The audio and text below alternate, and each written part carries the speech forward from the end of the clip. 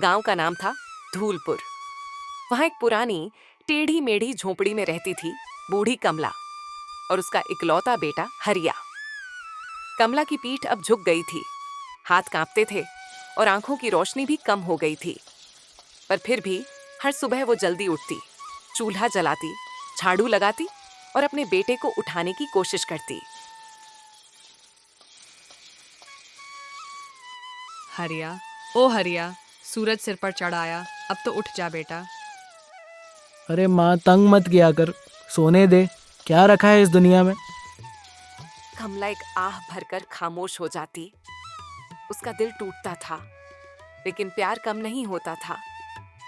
हरिया बचपन से ही कामचोर था, किसी भी काम में दिल नहीं लगता था। माँ ने जैसे तैसे उसे पढ़ाया, पर वो हर क्लास में फेल होता गया। गांव वाले भी ताना मारते। अरे कमला बहन, तूने बेटे को पाला या बोझ? कमला चुप रहती, कभी आंखें नम हो जाती, कभी होंठ कांपने लगते। काश ये समझ पाता कि माँ का प्यार कोई काम चोरी का लाइसेंस नहीं होता। एक दिन गांव की चौपाल पर एक ऐलान हुआ। गांव में जो नौजवान मेहनत करना चाहता है, उसके लिए सरकारी योजना आई है, रोजगार योजना। नाम लिखवाओ और काम पाओ। गांव के सारे युवक लाइन में लग गए, पर हरिया वहीं पेड़ के नीचे बैठा तंबाकू मुंह में डाल रहा था। हरिया, जा रे बेटा, कुछ काम कर ले, उम्र बीत रही है। काम से क्या होगा माँ? सब सड़ा हुआ है। और फिर कौन देखता है मेहनत? किस्मत में जो लिखा है वही होगा। कमला उसे समझाते समझाते थक चुकी थी। उस रात बूढ़ी माँ ने चुपचाप रोटी बनाई, खुद नहीं खाई। हरिया की थाली में 2 मोटी रोटियां रख दी। माँ, रोटी थोड़ी सख्त है, घी नहीं डाला क्या? घी होता तो तेरे घमंड पर चुपके से लगा देती बेटा। हरिया ने कुछ सुना नहीं, वो खाना खाकर सो गया।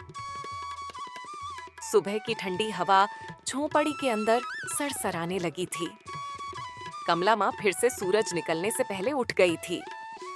चूल्हा जलाया, थोड़ा आटा गूंथा और सोते हुए बेटे को एक नजर देखा। हरिया अभी तक चादर ओढ़े खर्राटे ले रहा था। हे भगवान, इसे कोई झटका दे ताकि ये समझ सके कि जिंदगी मेहनत के बिना कुछ नहीं। उसी दोपहर गांव में अचानक अफरा तफरी मच गई।